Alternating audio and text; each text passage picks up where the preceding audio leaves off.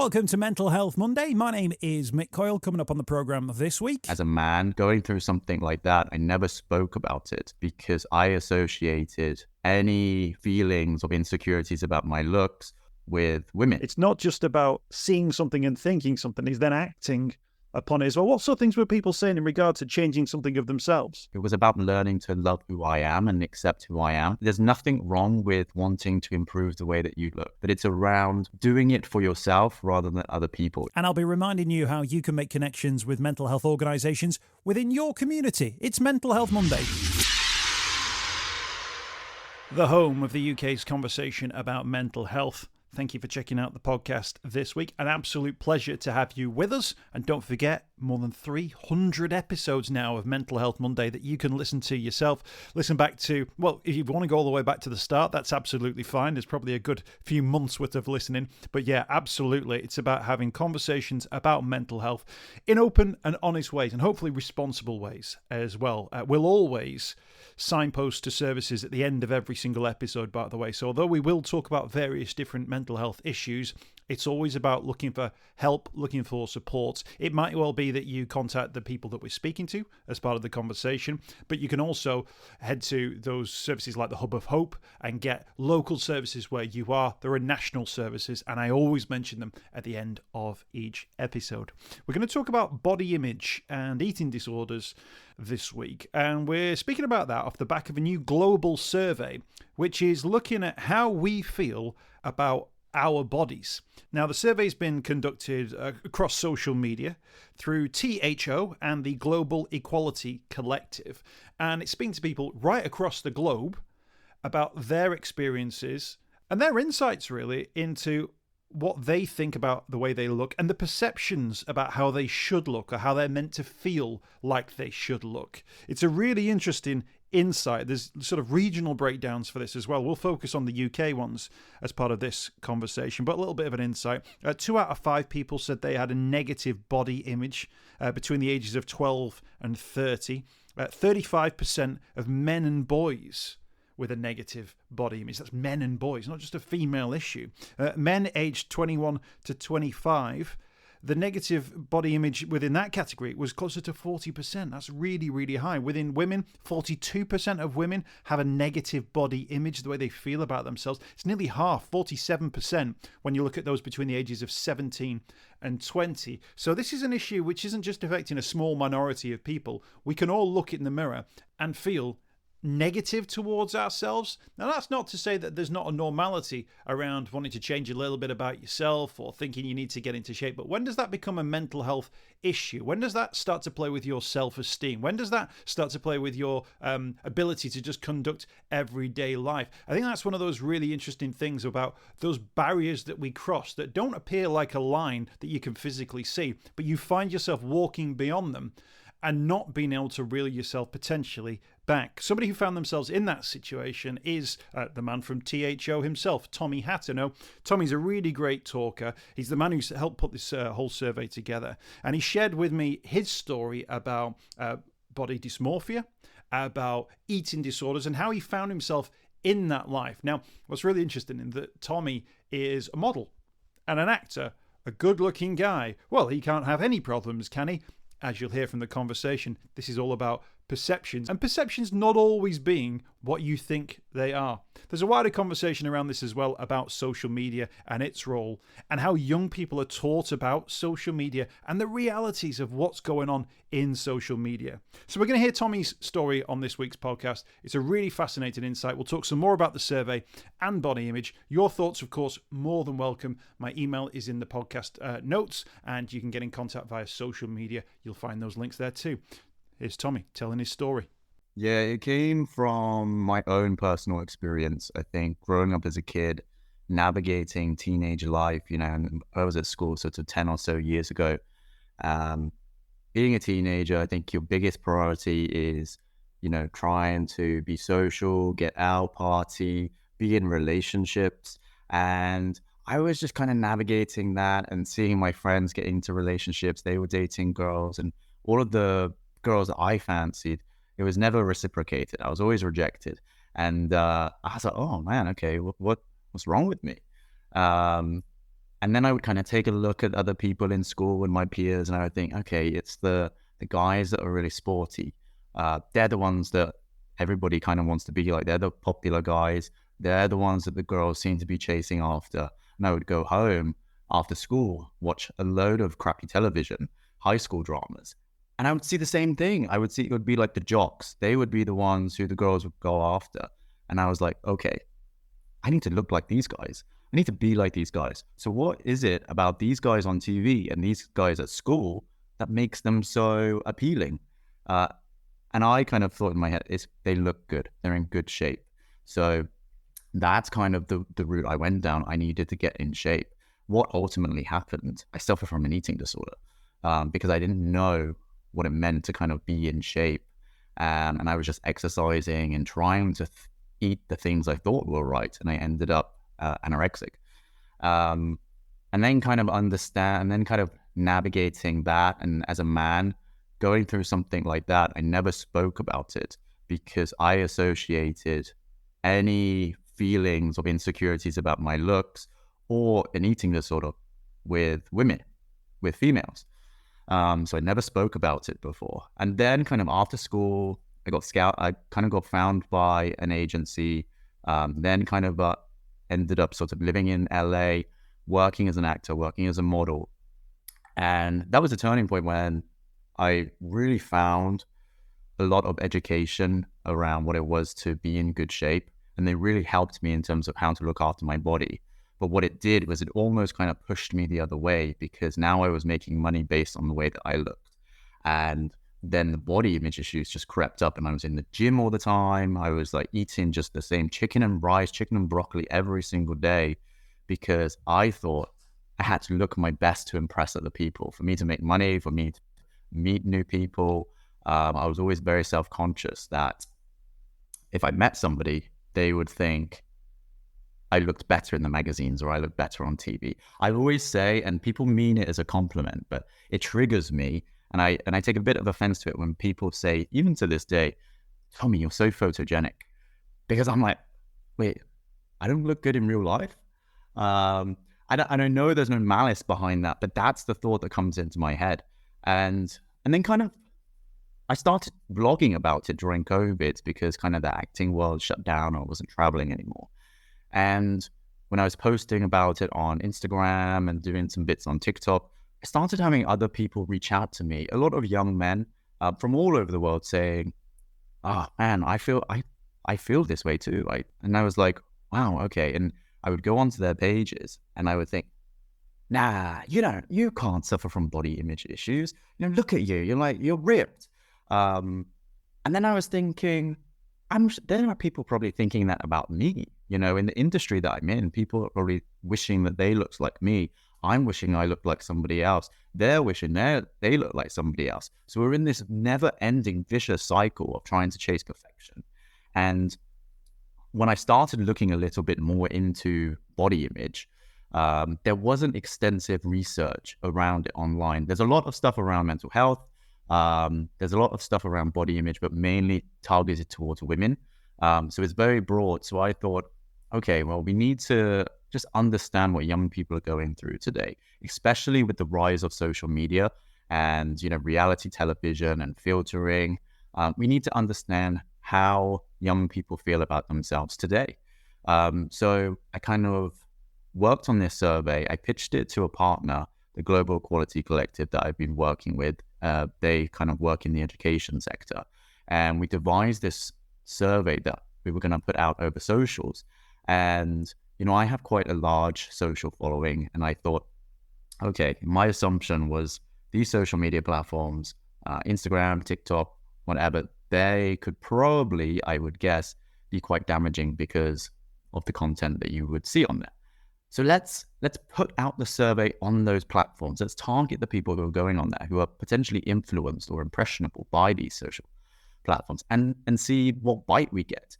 And we had an amazing response. We had over 1,100 responses from young people aged 12 to 30 years old from all over the world, 63 countries. It was just incredible. We'll come on to the results of the survey because I think there's plenty in there. Let me just touch on that, because I think there's part of that story which might raise a few eyebrows, that when you looked at other people and you thought, oh, I need to be ripped, I need to be, like the jock, that it wasn't about what you look like. There's more into it about how you maybe felt about yourself. And I wonder if that's the point where you suddenly realize, although we're talking about body image, the physicality, we're actually talking about something within our mental health space. Yeah, it all comes down to self-worth. And growing up, I didn't have a lot of self-worth. I think, I always compared myself to other people, which I think we're all guilty of at some point in our lives. And body image issues, this isn't just something that affects young people. We did the survey for young people, but I've spoken to many different organizations, schools. Every single person on this planet would have some point in their life thought, ugh, wish I could change that, or, I wish I didn't have that. So it's something that's universal. It doesn't show any bias towards any different type of person. But no, you're right. It was about learning, as cheesy as it sounds, it was about learning to love who I am and accept who I am. And there's nothing wrong with wanting to improve the way that you look. I never want to say, don't improve the way that you look because you're pushing out some sort of hidden toxic agenda. That's not the case at all. But it's around doing it for yourself rather than other people. It's around having the self-validation rather than the validation of others, which is what I spent many, many years seeking. Is when I started to lose weight and go into the fitness, a lot of people were complimenting me. And I loved that buzz. And that's ultimately what pushed me into an eating disorder. Then that's ultimately what pushed me into having muscle dysmorphia, because people were saying, man, you look good. And I thought, okay, I'll push the boat even more. I'll go even further. But now I've got to a point where I want to look good, but I want to do it for myself. And I want to be in a place where I don't only just look after the way that I look, but I feel good for it. And to me, that's the biggest priority and the biggest lesson I want people to understand. Don't be influenced by what you think you need to look like. Be at a place where you're content with what you look like. I think that's a really interesting idea, that actually, although we're talking about body image, this idea that you've got to look internally and find something of yourself internally. Is it a big step to suddenly decide that actually the answer isn't in the mirror? Like that the answer doesn't involve looking at the mirror, doesn't involve thinking about your physical appearance? It's a tough one because society is geared up. You look around, society is very aesthetically driven. We take a look at things and we enjoy and we consume things because they look good. It's the same for a lot of content you see, products. It's the same for people. I think when you look at a lot of reality TV shows, some of the most popular ones are popular because the people look good and we want to consume that type of content. So it's always hard to kind of differentiate. I think it gets to a place where you look in the mirror and, when you see yourself in the mirror, that you not only just see yourself as an image, but you see the person behind that too, that you think, it's all encompassing. Okay. It's around what values do I have? How do I lead my life? What is my purpose? What are my intentions in life? But also, what is the wrapper around all of those values?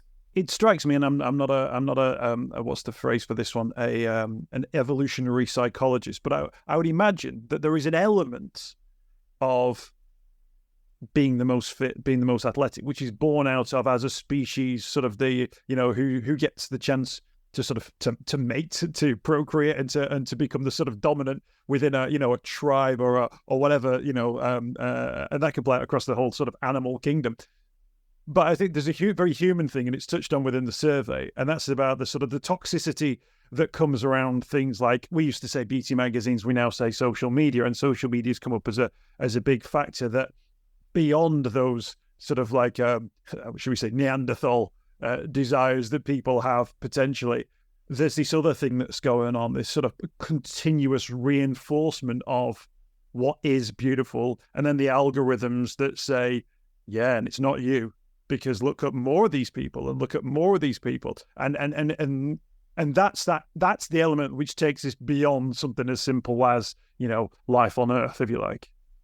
Yeah, it is, and I think we naively, innocently go on social media and we click like or we view a picture. And then, like you said, the algorithm will feed us more and more and more of the same type of content. And unconsciously, we start to filter that in our brains to think this is how real life is. This is how real people around the world look. And we all know that what we see on social media is just a highlight reel. We all know that it can be manipulated. But it's so hard when you're in it, when you're on the app, to remember that, because you're just seeing these people live their best life. They look great. And you're like, man, this is like the average person, I suppose you would see more, and I think it's a tough one, because there seems to be this narrative that the way that you look equals success. You see it on television with shows like The Apprentice. If you started watching The Apprentice way back when it started, and then kind of compare it to the candidates that they have now, you can start to see that the type of people that they now recruit, they look good. They look like models. And then you go on to Instagram or TikTok, and the types of people who sort of blow up in terms of influencing, they look good too. And they make a ton of money from it. And there is this narrative that if you look good, then you're more likely to be a success. I mean, I speak to a lot of corporates, and if you were to type successful businessman or successful businesswoman into Google Images, what you would get is presented with a load of stock photos of very attractive young people. So then again, and that's where potentially somebody who doesn't look like that, moving into the corporate world, would think, well, I'm not going to climb up the ladder because I don't look like what we deem successful. Although I would also say that if you looked at then the reality of the top 100 CEOs in the country, there'd be some, there'd be all sorts. Exactly. Mainly white, bearded, middle-aged guys, many of whom probably wouldn't be doing, underwear commercials, but then probably had no intention of ever doing underwear commercials. There was a line in the thing which it cut me. It cut me deep. This as a line, that young people have got this attitude, but as a line, it strikes me as something that really cuts through to what you've said. Attractiveness determines profitability. Now, goodness me, what a terrible message, what a terrible legacy we are leaving to young people if that is the thing that we've taught them about social media, that attractiveness determines profitability. Goodness me, that hurt, I think, when I read that, Tommy. It's deep.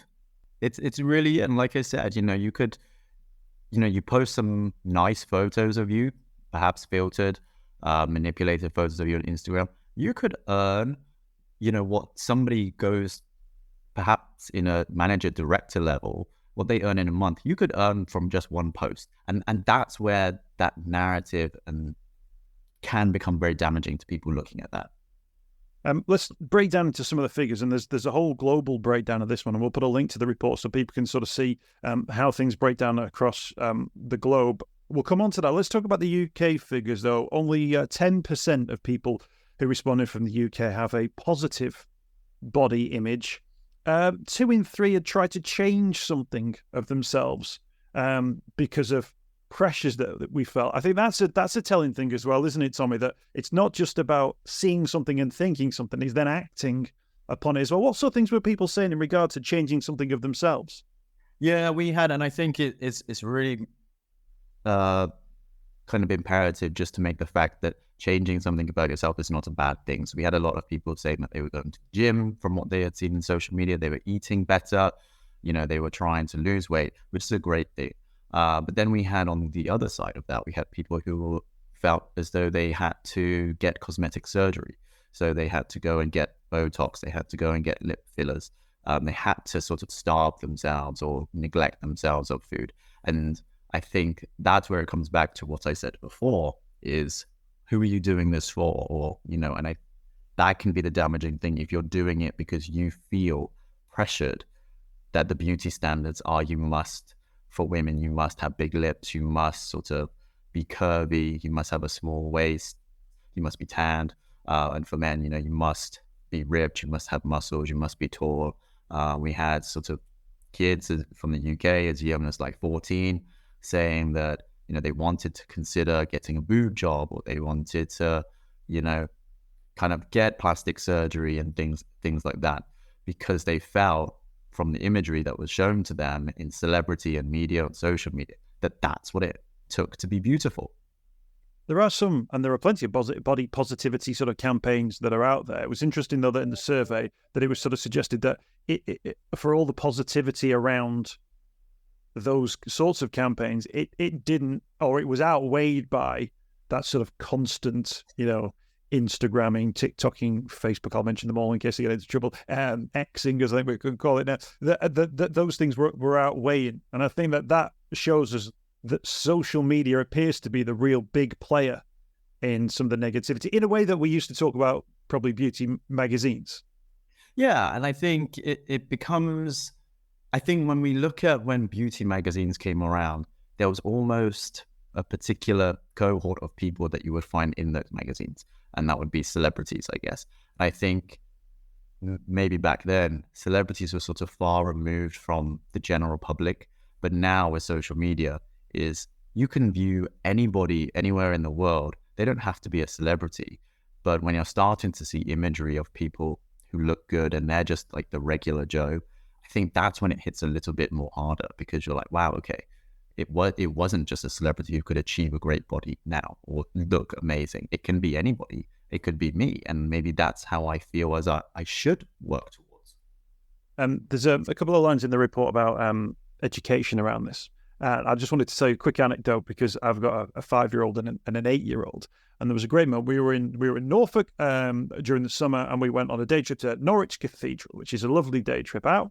There was a guy who was stood in the car park with a tripod and his phone mounted on a camera, and he was very, very sharply dressed, like he'd gone dressed like to pose for some photos.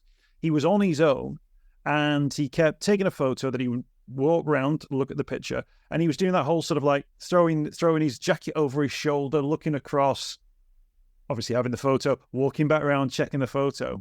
And he was obviously trying to create that image with this big Gothic cathedral in the background, looking great. He looked sharp, fantastic. But I pointed it out to my kids and say, look, this is what those photos are. That although that guy might look great in that photo, look at him. He's stood in a car park. He's on his own. There's actually that I'm 41. So to me, there was a bit of a tragedy. I was like, mate, do you want me to take a photo of you, like laughing or something? I wanted to sort of say that too, but of course I didn't say that. But I wanted to say to them, look, that's why you can't believe things that you see. And I've subsequently actually looked on Instagram to see if I could see the picture of it. He tagged the thing in, and I couldn't, because I wanted to get a sense of maybe, did he get what he wanted from that? Did he go away and then did people, oh wow, you look like you had a great time? And did he go, oh actually I was on my own for an hour and a half just trying to get that one photo? And I think from an education point of view, I was really pleased my kids could see that, not to to talk this guy down, but just to see the reality of what the supposed realism of it was. Yeah, and I think it is about that education, Mick. I always try to be transparent to say when I'm doing photo shoots, way back when, not only did it go through the Photoshop process, but actually, I was working out a couple of weeks before that photo shoot.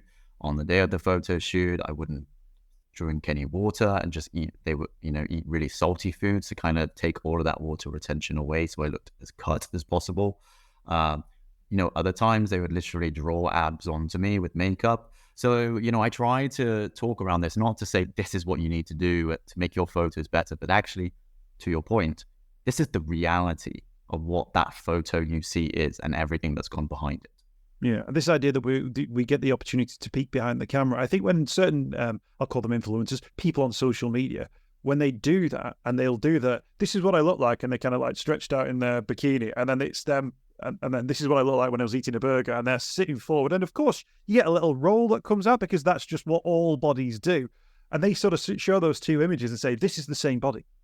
But one has this aspiration, and one is, oh, look at the state of you. But actually, when you see them together, you go, oh, actually, yeah, there's a normality to that. And it is just the trick of the camera, or the style of the pose, or the photoshopping that comes afterwards. Yeah, and again, what the survey really brought out, which I was hoping that would bring out, is that there actually isn't one definition of beauty. I think again, to your point, the algorithm feeds us what we want, what is sort of posed onto us. But what we found is that in the UK and the US, beauty standards were similar. It was sort of, gym fit, tanned, looking good. But when you compared that to a lot of the countries and respondees we had from Asia, that was the complete opposite. They didn't want to be tan. They wanted to be paler. They wanted to be skinnier. Their idea of beauty was more sort of K-pop type looking people. And then we had respondees in Africa who said, actually, the bigger you are is what is considered more beautiful. And then we had countries, sort of other areas in South Asia where it wasn't more determined on the looks, but it was determined on the clothes that you wear, the jewelry that you had. So what the survey does and the report shows is that there isn't one universal definition of beauty. I think I'm guilty of it. We get caught up in our Western bubble, I guess, of what we think we need to be and look like. But actually, the world is much bigger, and that isn't what the world deems as beautiful. Yeah, you almost need to sort of detoxify some of those aspects, do you? So you can see different people and go, oh, they've got pale skin, they've got dark skin, they're tan, they're not, they're muscly, they're not. And actually, you almost want to have that ability to see, well, in that culture, that looks great, in that culture. But you have to teach that, don't you? People have to understand that, it's the old-fashioned, Queen Victoria, the first one, was very, very pale. And that was a sign that she was clean. But in reality, she had all this sort of makeup on, so she didn't look like the dirty-looking people who had, pockmarked skin or charcoal skin or whatever it was that was the issues of the day. No, I think that's absolutely huge. In terms of the stats, just to sort of wrap this up, Tommy, 40% of men aged 21 to 25 had negative body image. 47% of women 17 to 20. Those are crucial ages, aren't they, in terms of when you sort of get your adult body, if you like. It's beyond the thing that you sort of developed into. It's when you sort of look at yourself. Can we grow away from that? Is there a focus that we can have on those sort of crucial ages so that when people are potentially at their most vulnerable, that society has a way of responding to that? Because it strikes me that those are really high numbers. You're looking at half of people who have a negative body image, but they're all people who will be getting their first job, picking their university, choosing their careers. They're all making crucial decisions while at the same time looking at themselves in the mirror potentially and thinking, this isn't working for me. Yeah, and it's the same when I was at school. You're navigating all the other challenges of teenage life, and then you have this on top of you, thinking, well, do I fit in? And I think just it's a tough one because, like you're right, those are the ages where we're really understanding in who we are in our identity and what can be done. I would say in educational facilities, schools, universities, colleges, workplaces as well. It's just around representation. I think it's building good cultures which, support people and create open, safe spaces for people to really be transparent about how they feel. I always say to businesses, it's not just around creating internal cultures and saying, openly talking around body image. I think in all of those establishments, you have to build your brand as well. I think you have to look at your marketing. If you're using stock images of, again, as I said, successful business people, but you're trying to promote internally a good body image positivity, there's a disconnect there, So it's around not just trying to create that culture, but actually look at your branding. Look at the social events that you hold. If you're holding social events which only focus on eating all the time, how does that play on someone's mind who potentially is going through an eating disorder, or they're feeling conscious about eating out all the time? So it's around just trying to think a little bit more outside the box rather than just let's have a conversation around it. Absolutely. The full report available from the Global Equality Collective as well as THO as well. Tommy, thank you so much for your time. Really appreciate you speaking to us today. Thanks for joining us on Mental Health Monday. Oh, thank you so much. I hope you've enjoyed this week's podcast. Thanks for checking out Mental Health Monday. My name is Mick Coyle. You can find me on Twitter at Mr. Mick Coyle. You can also find me, Mick Coyle, on Facebook as well. Don't forget, if you want to speak to somebody about your mental health, you can do so. The Samaritans, free to call on 116 123. You can find mental health services where you are. Just look for the Hub of Hope. Type in your postcode. It'll find those mental health services close to you. And for support in a crisis, you can text SHOUT to 852 85258. That's if you're experiencing a personal crisis, you're unable to cope and need support. Shout to 85258. That's a text line. Do get involved in those services. In an absolute emergency, always remember the number to call is 999. Thanks for downloading the podcast this week. We'll be back next week with more Mental Health Monday.